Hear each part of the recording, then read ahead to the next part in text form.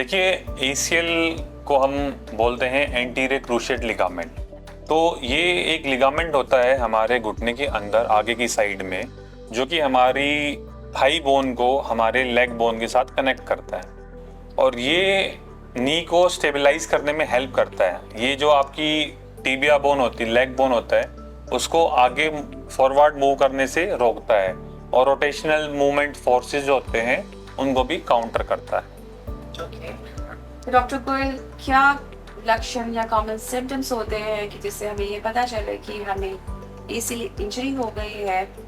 कैसे बताएंगे? तो देखिए, जो हमारे पास जो भी पेशेंट आते हैं जिनको एसीएल इंजरी होती है, तो उनमें ये रहता है कि उनको कोई एकदम से नी में इंजरी हुआ, जिसके बाद में उनको पेन हुआ, पैर नी में सूजन आया और एक पॉपिंग साउंड एक कॉमनली एसोसिएटेड रहता है। और साथ में उनका ये कंप्लेंट भी रहता है कि उनके नी में इंस्टेबिलिटी है, वो दौड़ नहीं पा रहे या सीढ़ियाँ उतरने में भी उनको दिक्कत हो रही है। तो ये सिम्टम्स के साथ में पेशेंट हमारे पास आते हैं। क्या कोई पर्टिकुलर एक्टिविटीज डॉक्टर गोयल या स्पोर्ट्स एक्टिविटीज जो हायर रिस्क पे लेके जाती है एसीएल इंजरी से? तो कुछ स्पेसिफिक मूवमेंट्स होते हैं जिसमें आपका एसीएल इंजरी काफ़ी प्रोन हो जाता है। जैसे कि आपने सडन, आप भाग रहे हैं और आपने सडन डायरेक्शन चेंज किया, जिसको हम कटिंग एक्टिविटीज़ बोलते हैं जैसे, और या फिर आपने सडन स्टॉप किया, सडन आप एकदम से ऑकवर्ड पोजीशन में आप जंपिंग कर रहे थे और आपने एकदम लैंड किया हो, या फिर आपका कोई डायरेक्ट नी पे भी हिट हुआ हो।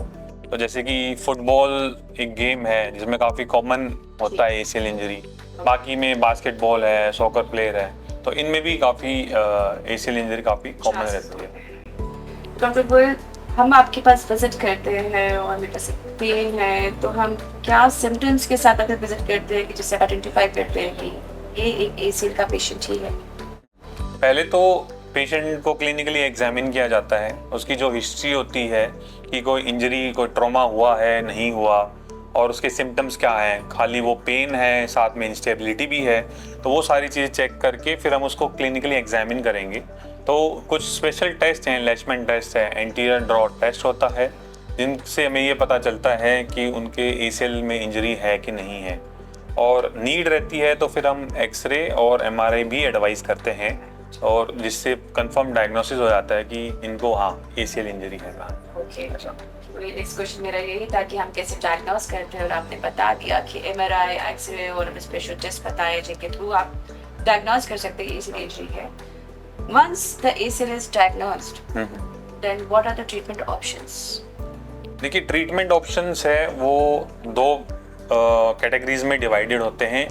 वो डिपेंड करता है कि पेशेंट की डिमांड कितनी है। अगर हाई डिमांड पेशेंट होता है तो उनमें हम डायरेक्टली सर्जिकल ऑप्शंस देते हैं, या लो डिमांड पेशेंट है, सेडेंटरी लाइफस्टाइल होता है, तो उनमें हम नॉन सर्जिकल अप्रोचेज होते हैं वो भी स्टार्ट करते हैं।